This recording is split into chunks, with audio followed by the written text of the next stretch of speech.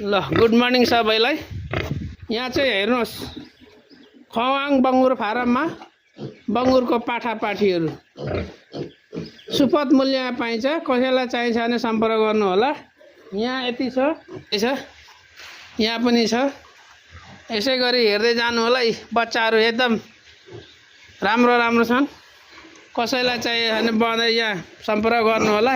थुप्रो छ यति। अब यता पनि हेर्नु होला।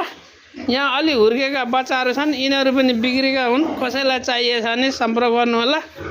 र यता हेर्नुहोस्, यहाँ बँदेलहरू सुँगुरका जातिहरू यहाँ छन्, प्रशस्त छन्, टन्न छ यी। ल सबैजनाले आएर बङ्गुर चाहिएछ भने सम्पर्क गर्नु होला खवाङ बङ्गुर फारममा।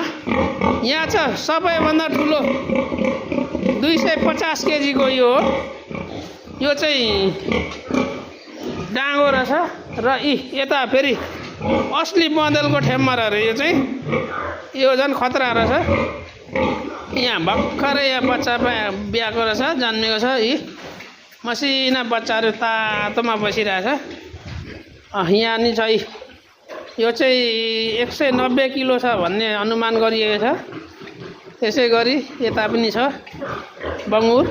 ल कसैलाई बङ्गुरको बच्चाहरू चाहिएछ भने उन्नत जातको एकदम राम्रो राम्रो यहाँ उपलब्ध छ खवाङ बङ्गुर फारममा।